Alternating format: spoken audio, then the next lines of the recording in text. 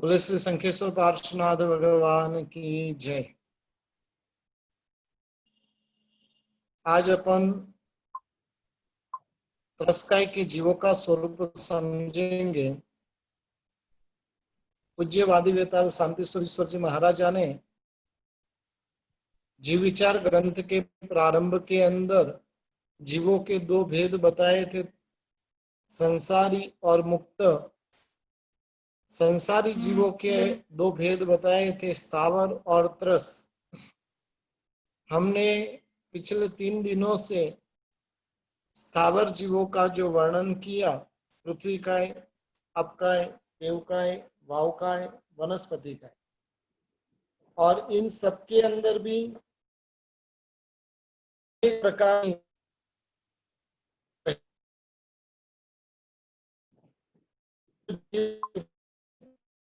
जीव है जो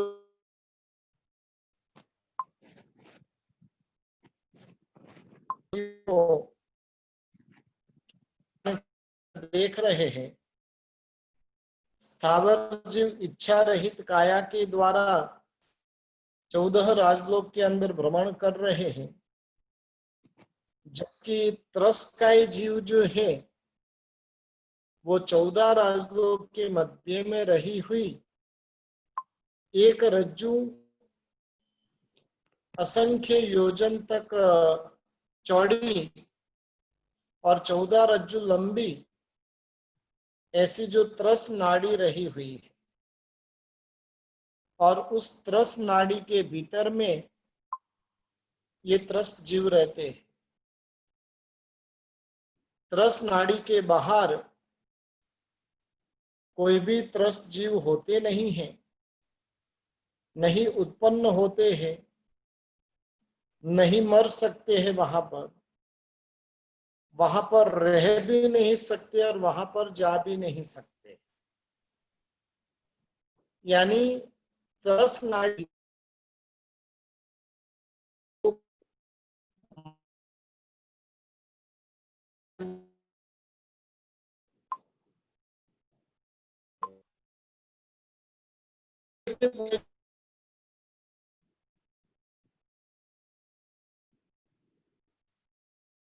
पूर्व में केवली समुद्रघात करते हैं और उस समय के अंदर अपने आत्मा प्रदेशों को 14 राजलोक के अंदर वो फैलाते हैं, तब जाकर त्रस्त जीव वहां पर स्पर्शना करते हैं। पुण्य की प्रकृति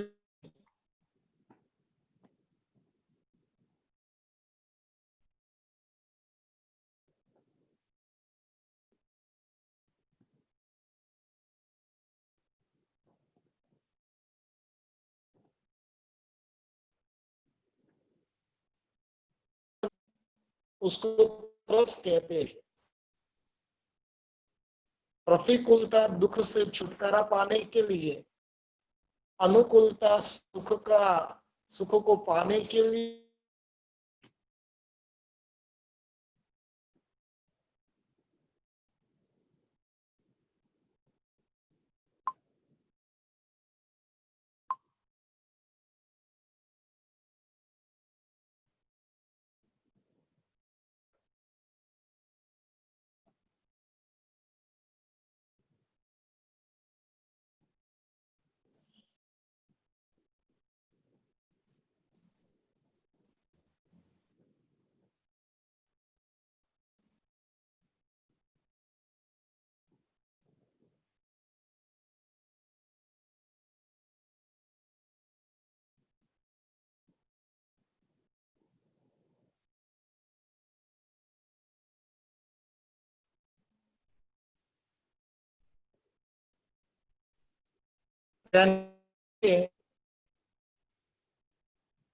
आज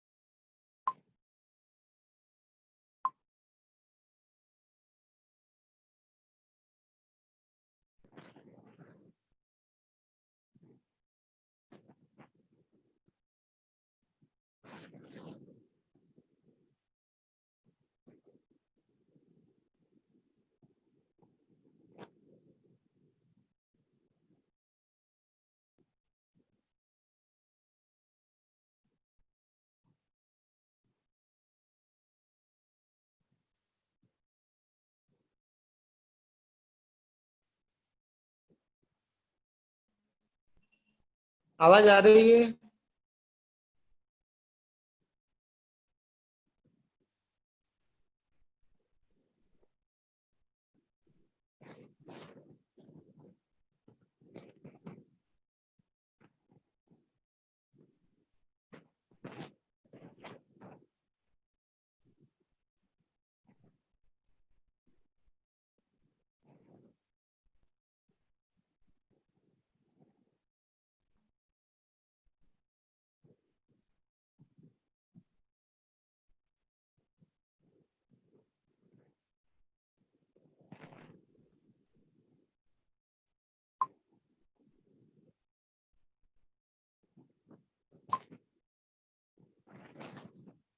अभी आवाज आ रही है?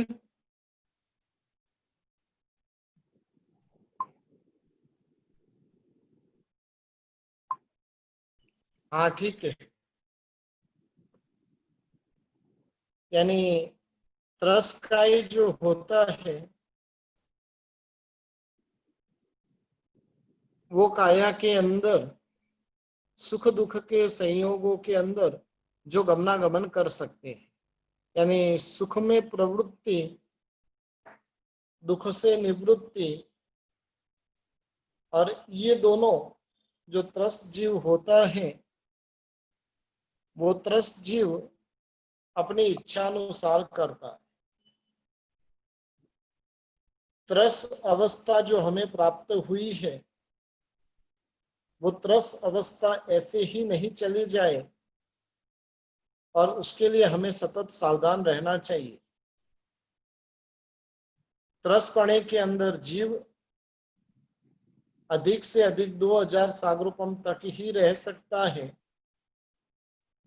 उसके बाद में उसको त्रस अवस्था छोड़कर स्थावर अवस्था में जाना पड़ता है। भूतकाल के अंदर भी देखने जाए तो हमें त्रस्त जीवों से भी अधिक समय जो हमारा जो व्यतीत हुआ है वो स्थावर जीवों के साथ में व्यतीत हुआ है, और उसी कारण से हमें वर्तमान में भी स्थावर जीवों के साथ में रहना पसंद है। उसका मुख्य कारण यही है कि जीव अनंत काल तक उनके साथ में रहा है। काया का जो सुख है, साता है, वो स्थावर से प्राप्त होती है। वो साता पाने के लिए त्रस्त जीव बारंबार स्थावर जीवों के पास में जाता है। जैसे भंवरा होता है वो सुगंध को पाने के लिए पुष्प के पास में जाता है, और आखिर में वो क्या होता है तो कि कमल के अंदर भीतर में ही वो मरण को प्राप्त हो जाता है।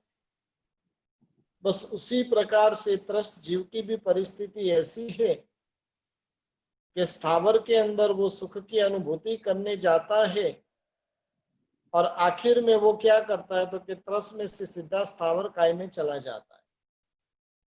अब त्रस्त जीव जो रहे हुए हैं वो दो प्रकार के हैं, एक विकलेंद्रिय है और एक पंचेंद्रिय है। विकलेंद्रिय उसे कहते हैं कि जिसको इंद्रियों की परिपूर्णता प्राप्त नहीं हुई है वो विकलेंद्रिय है, और जिनको पांचों पांच इंद्रियों की पूर्णता प्राप्त हुई है वो पंचेंद्रिय है। और स्थावर काय को तो मात्र और मात्र स्पर्शेंद्रिय ही प्राप्त हुई है। यानी स्थावर आदि को जो इच्छा वगैरह होती है अव्यक्त होती है, जो मात्र प्रत्येक वनस्पति काय में स्पष्ट देखने को मिलती है। यानी जो बेल होती है तो वो अपने आप ऊपर चढ़ती है, नारियल आदि जो वृक्ष होते हैं तो वो धन के भंडार के ऊपर अपना मूल फैला देते हैं, और इस प्रकार से स्पष्ट रूप से एकेंद्रिय के अंदर भी ऐसी संज्ञा देखने को मिलती है।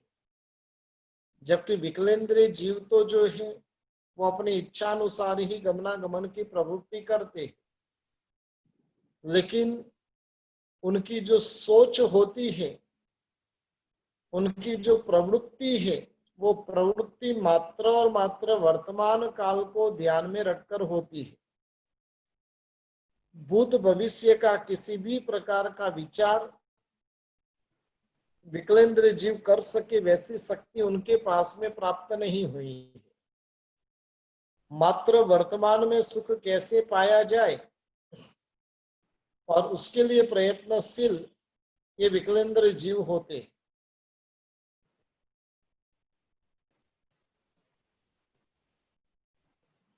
यानी इस प्रकार से हेतुवादोपदेशी की संज्ञा बेन्द्रिय, तेन्द्रिय, चौरेन्द्रिय, ये सारे जो जीव रहे हुए वो विकलेंद्रिय रहे हुए। चींटी है वो सुगंध के माध्यम से अपने भोजन के पास में पहुंच जाती,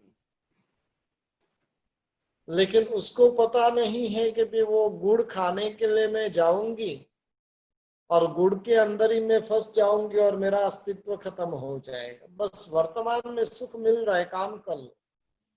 तो इस प्रकार से विकलेंद्रिय को मात्र और मात्र हेतुवादोपदेशी की संज्ञा होती।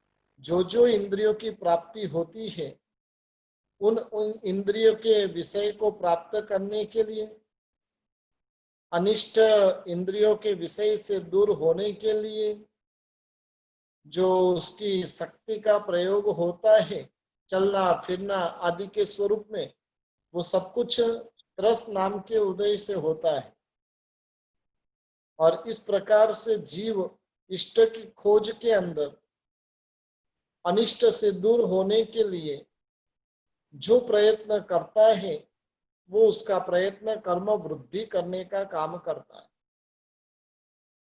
और इसलिए उनको जैसे जैसे इंद्रियां अधिक मिलती है, वैसे वैसे जीव कर्म का बंधन भी अधिक मात्रा में करता है।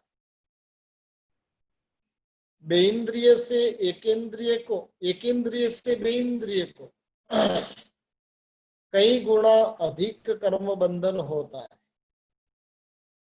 बेइंद्रिय से तेन्द्रिय को, तेन्द्रिय से चौरेन्द्रिय को, इस प्रकार से कर्म बंधन की मात्रा बढ़ती ही जाती। और ये सारे के सारे जो जीव होते, बेइंद्रिय, तेन्द्रिय, चौरेन्द्रिय, वो सभी समूर्छिन जीव होते हैं। उसके योग्य निमित्त मिला और वो जीव उत्पन्न हो जाते हैं, और क्षण भर में तो उनका जितना आयुष्य रहे उतना भुगत कर उनका अस्तित्व खत्म हो जाता। ये सारे के सारे जीव मिथ्या दृष्टि होते हैं, यानी आत्महित का जो कार्य है वो कार्य ये जीव कर सकते नहीं है। आत्मा का अहित करने की प्रवृत्ति ही निरंतर उनकी चालू होती है। बस स्वयं ही स्वयं की आत्मा का अहित वो जीव करते रहते, क्योंकि मिथ्यात्व साथ में रहा। और इसलिए ऐसे जो जीव है वो अधिक दया के पात्र रहे। विकलेंद्रिय जीव होते हैं, वो दूसरे जीवों को त्रास, पीड़ा, उपद्रव करने का कार्य करते रहते हैं। यानी बेइंद्रिय, तेन्द्रिय और चौरेन्द्रिय जीव जो सतत क्या करते, दूसरे जीवों को पीड़ा पहुंचाने का काम ये सारे जीव करते रहते हैं। चींटी है तो किसी को काटने के अंदर, मौका वगैरह है तो वो भी किसी को काटने वगैरह के अंदर अपनी इंद्रियों का प्रयोग करते हैं। और बिच्छू वगैरह जो है तो अन्य को डंक आदि लगाने के द्वारा उन जीवों को बहुत ही बुरी तरीके से परेशान करने का कार्य वगैरह ये विकलेंद्र जीव सतत करते रहते हैं। मच्छर वगैरह है तो किसी को डंक लगाने के द्वारा, बिच्छू वगैरह है तो किसी को डंक लगाने के द्वारा अन्य जीवों को परेशान कर कर वो जीव अपना सुख प्राप्त करते। विकलेंद्रिय में से निकला हुआ मनुष्य भव में आया हुआ जीव साधु तक की भूमिका प्राप्त कर सकता है, लेकिन वो जीव केवल ज्ञान पा सकता नहीं। जबकि स्थावर काय में से आया हुआ जो जीव है, बादर पृथ्वी काय, बादर अप काय, बादर वनस्पति काय, और उसमें से जो आया हुआ जीव है वो मनुष्य भव प्राप्त करके साधु भी बन सकता है और केवल ज्ञान की प्राप्ति तक वो जीव कर सकता है। इसलिए एकेंद्रिय से विकलेंद्रिय की अवस्था जो रही हुई है वो विकसित अवस्था है,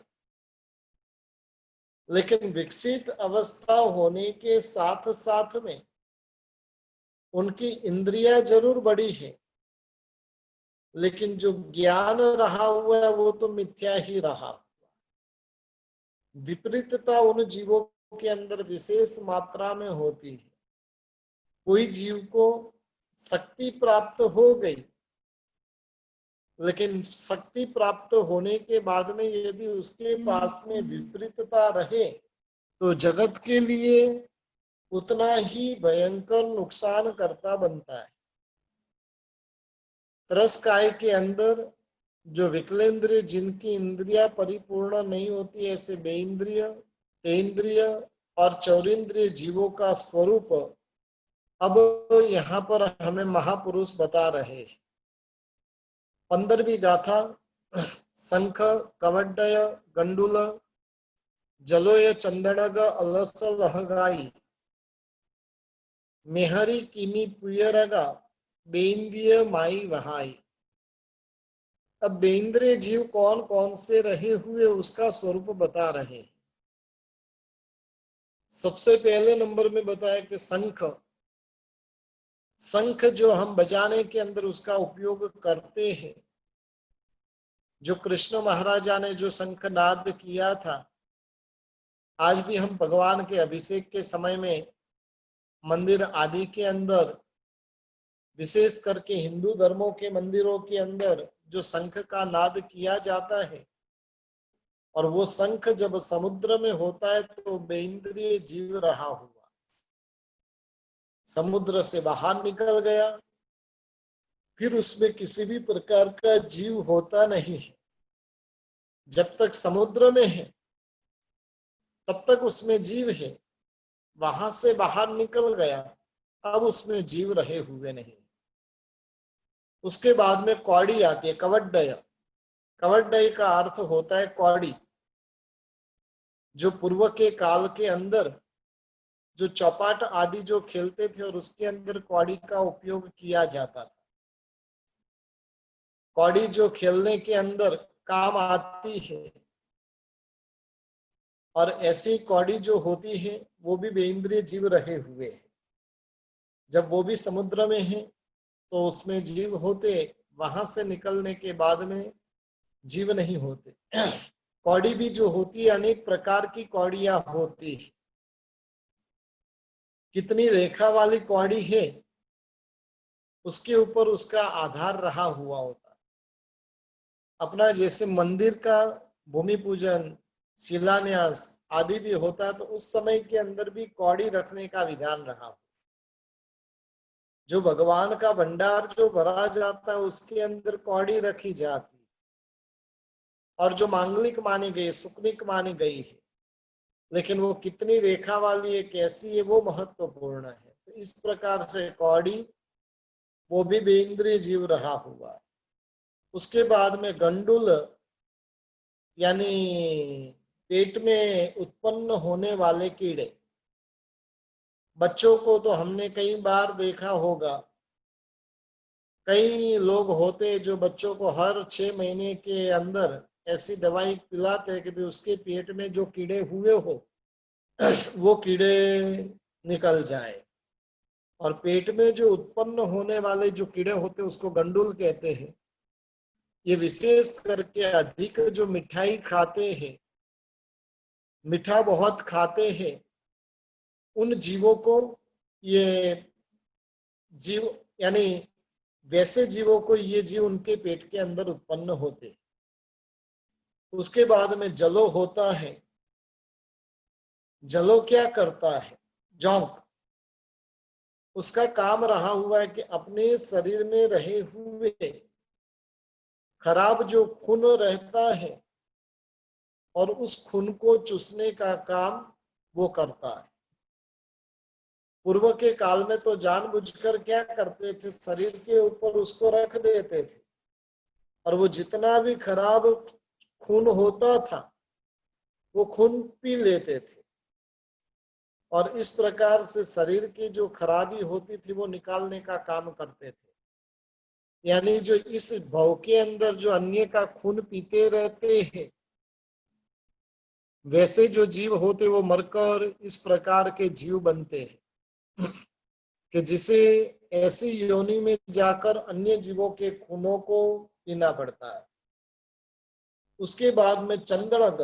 चंद्रग यानी जो वर्तमान में आचार्य जी के अंदर जिसकी हम स्थापना करते हैं, साधु भगवंतों के पास में जो स्थापनाचार्य जी होते हैं, उस स्थापनाचार्य के अंदर ये अक्ष की स्थापना होती है।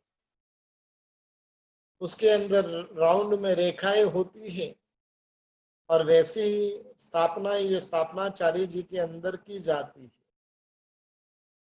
कई बार प्रश्न उठता है कि भाई इसकी स्थापना क्यों करते हैं, अक्ष की स्थापना क्यों की जाती है? तो सुधर्मा स्वामी का जो जंघा के ऊपर, सुधर्मा स्वामी की जंघा के ऊपर जो चिन्ह था, वो चिन्ह इस प्रकार का था। जैसे तीर्थंकर देव होते ना, तो उनकी जंघा के ऊपर ये सब लंछन होते हैं और उसी प्रकार से सुधर्मा स्वामी की जंघा के ऊपर भी इस प्रकार का लंछन रहा हुआ था। स्थापनाचार्य के अंदर जो स्थापना करते हम सुधर्मा स्वामी भगवंत की करते हैं और इसलिए ऐसे अक्ष रखे जाते हैं। उसके बाद में अलस्य, जो बारिश के समय के अंदर जो भूनाग की तरह, सांप की तरह जो होते हैं, वो भी बेइंद्रिय जीव है। फिर उसके बाद में लारिया जीव जो होते हैं, जो पस वगैरह है, खून वगैरह है, और उसके अंदर ये जीव विशेष उत्पन्न होते हैं। उसके बाद में बताया कि भाई लकड़ी वगैरह के अंदर भी कई बार वो कीड़े उत्पन्न हो जाते, खटमल वगैरह नहीं, लेकिन लकड़ी के अंदर ही जो कीड़े उत्पन्न होते हैं। और वो कीड़े क्या करते हैं, तो कि लकड़ी का पूरा पाउडर पाउडर कर देते हैं। आपने कई बार ऐसा देखा होगा कि पूरी की पूरी लकड़ी को पाउडर कर कर रख देते हैं और इस प्रकार के ये जो जीव है उसको मेहरी बोलते हैं। उसके बाद में कृमि, कृमि यानी विष्ठा के अंदर जो छोटे छोटे जो कीड़े होते हैं और इस प्रकार से जिनको आहार वगैरह पचता नहीं है तो उनके शरीर के अंदर ऐसे कृमि के जीव उत्पन्न होते हैं। जब विष्ठा थोड़े दिन तक पड़ी रहती है तो उसमें तो हजारों लाखों की संख्या के अंदर ये जीव उत्पन्न हो जाते हैं। और पुयरगा, पुयरगा यानी के अंदर उत्पन्न होने वाले जो जीव होते हैं उसको पुयरगा बोलते हैं। पानी स्वयं एक इंद्रिय है, लेकिन पानी के अंदर कई प्रकार के बेइंद्रिय आदि जीव उत्पन्न होते हैं। आपने कई बार अनुभव किया होगा कि एक ही जगह पर पानी 4-5 दिन तक रह जाता है मटके में, तो उस मटके के अंदर इस प्रकार के जीव उत्पन्न हो जाते हैं जिसको पुयरगा कहते हैं। और माई वहाई यानी मातृवाही का एक प्रकार से उसको चुड़ैल भी कही गई है, लेकिन मारवाड़ में जिसको चुड़ैल कहते थे वैसी चुड़ैल नहीं। अनेक पांवों वाले वो जीव होते हैं और उसको मातृवाहिका कहते हैं। इस प्रकार से अनेक प्रकार के जो बेइंद्रिय जीव रहे हुए हैं, ये बेइंद्रिय जीव विशेष करके किस प्रकार से उत्पन्न होते हैं, तो उसके लिए बताया कि जो चीज जो है वो विकृत हो चुकी है और ऐसे विकृत हुई हुई चीजों के अंदर ये जीव उत्पन्न हो जाते। जैसे छाछ वगैरह है, छाछ बिगड़ गई तो उसमें ये बेइंद्रिय जीव उत्पन्न हो जाएंगे। दूध वगैरह है और दूध वो बिगड़ गया तो उसके अंदर भी ऐसे जीव उत्पन्न हो जाते। अपने यहाँ पर तो जैन दर्शन तो कहता है कि दूध भी दूसरे दिन वासी बन जाता है। जिस दिन दूध निकला है वो फ्रेश है, लेकिन दूसरे दिन वही दूध कैसा हो जाता है तो कि वासी हो जाता है। विशेष करके वर्तमान में जो डेयरी वगैरह का जितना भी दूध आता है वो सारा का सारा दूध लगभग लगभग वासी होता है, क्योंकि कितने दिन का होता है उसका कोई पता ही नहीं। कभी 1 दिन का, कभी 2 दिन का, और इस प्रकार से कई बार तो यानी जो पैकेट आते हैं ना, पैकेट के अंदर कभी कभार तो जो डेट आई नहीं उस डेट के भी पैकेट मिल जाते, और ऐसा कई बार होता है। तो यानी ये सब जो दूध वगैरह आदि जो बिगड़ जाता है तो उसके अंदर इस प्रकार के बेइंद्रिय जीव उत्पन्न हो जाते हैं। उसके अलावा अनेक प्रकार के जो मरे हुए जो कलेवर होते हैं और उसके अंदर भी जो कीड़े उत्पन्न हो जाते हैं जिसको हम बैक्टीरिया वगैरह कहते हैं, और वो भी बेइंद्रिय जीव होते हैं।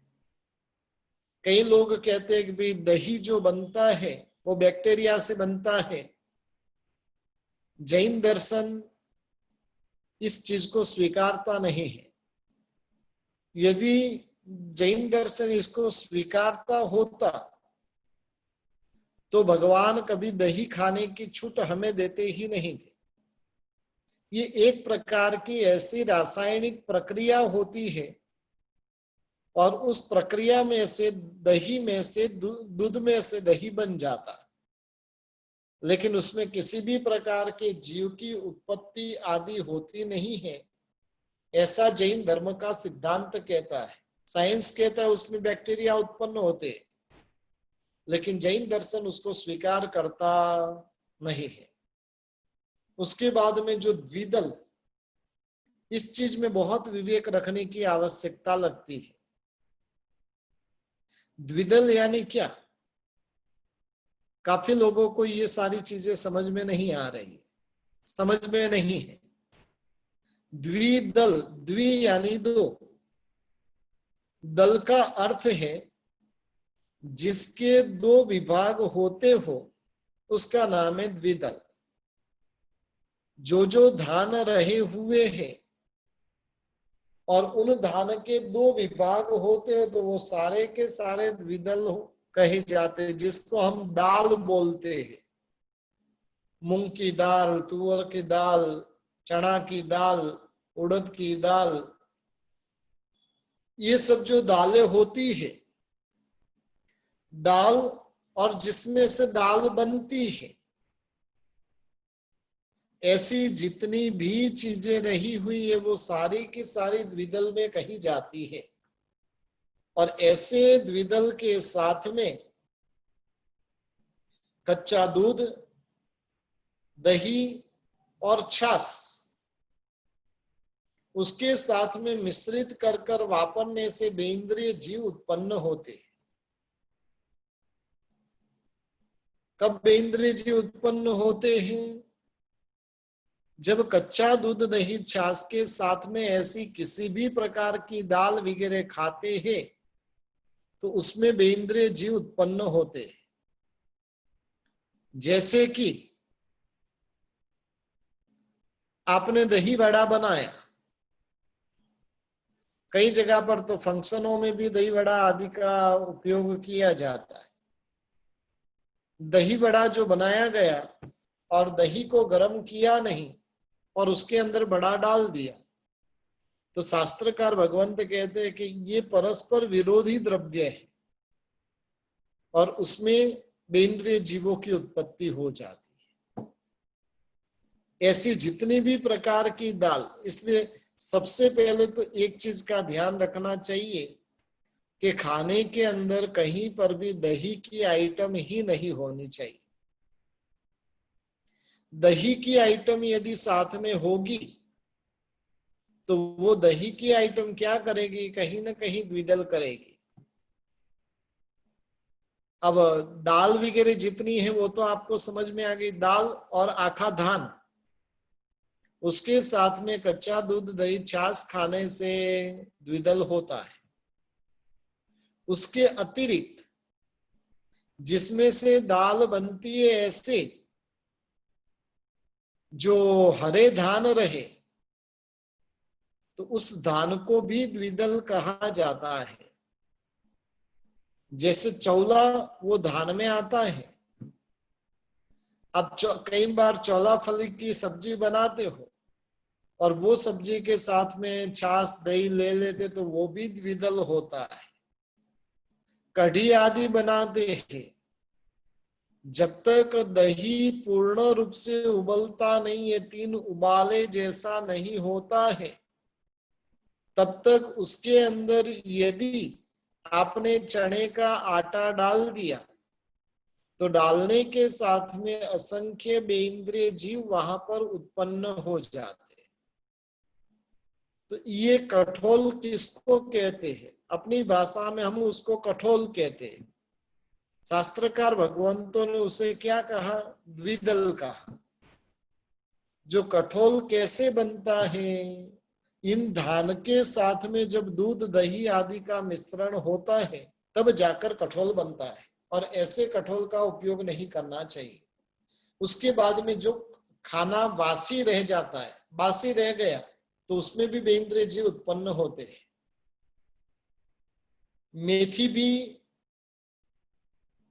मेथी के साथ में भी यदि आप दही वगैरह खाते हो तो वो भी कठोल के अंदर आते हैं।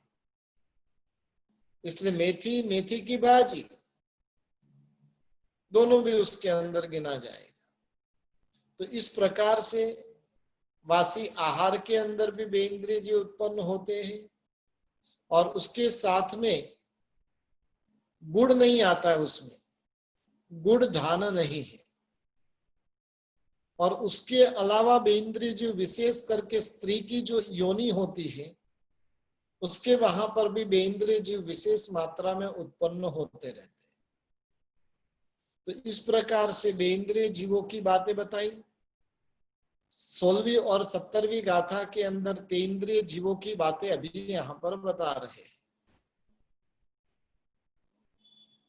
गोमी मंकण जुआ, पिपीली उद्देहियाय मकोड़ा, इलिय घय मिलियो, सावय गोकीड़ जाइयो, गद्द हय चोर कीड़ा, गोमय कीड़ाय धन्न कीड़ाय, कुंथु गोवालिय इलिया, तेन्द्रिय इंद गोवाई। अब तेन्द्रिय जीव कौन कौन से रहे हुए हैं? ये सब जीव लगभग अपने आसपास में रहे हुए हैं, लेकिन वो कितनी इंद्रिय वाले वो हमें पता नहीं है। आज जब हम उनको जानेंगे तो पता चल जाएगा कि भी ये कितनी कितनी इंद्रिय वाले रहे हुए हैं। सबसे पहले गोमी, गोमी का अर्थ होता है कान खजूरा। कान खजूरा जिसके बहुत सारे पांव होते हैं, और विशेष करके उसको कान खजूरा किस लिए कहा जाता है? तो कि वो कान के अंदर घुस जाता है। आपने देखा होगा साधु संत रात को संथारा करते हैं ना, तो कानों के अंदर रुई डालते हैं, कुंडल जिसको कहते हैं। और वो कुंडल क्यों डालते हैं? बस वो ऐसे जीव कानों के अंदर प्रवेश नहीं कर जाए। और ये सारे जीव यदि एक बार प्रवेश कर दिया ना, फिर उसको निकालना बहुत भारी काम हो जाता है। तो ऐसे जो कान खजूरे जिनके बहुत सारे पांव होते हैं, कान में घुस जाते, फिर वो विशेष स्वरूप से पीड़ा देने वाले बनते हैं। एक कान खजूरा जो कान के माध्यम से मस्तक के ऊपर चला गया, तो एक कान खजूरा जो है 2-4 महीने के अंदर तो हजारों लाखों की संख्या में वहां पर उत्पन्न हो सकते। ऐसी सत्य घटना कच्छ के अंदर बनी हुई है। एक स्त्री जो शादी कर कर ससुराल पहुंची, अब उसके कानों के माध्यम से कान खजूरा अंदर प्रवेश कर दिया था। अब वो उसका सिर जो है इतना अंदर से वेदना भयंकर हो गए, लेकिन पता नहीं चले कि क्या है। और वैसे करते करते 2-4 महीने के अंदर के 6-12 महीने के अंदर इतने सारे वो जीव उत्पन्न हो गए कि अंदर से पूरा मस्तक का भाग खा लिया।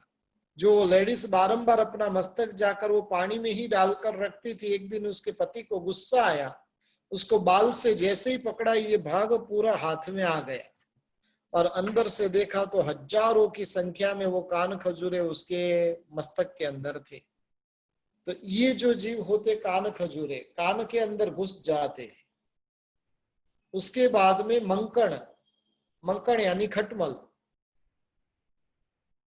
यदि एक बार खटमल आ गया, ये सब जीव ऐसे है ना कि एक में से अनेक होने में समय नहीं लगता है।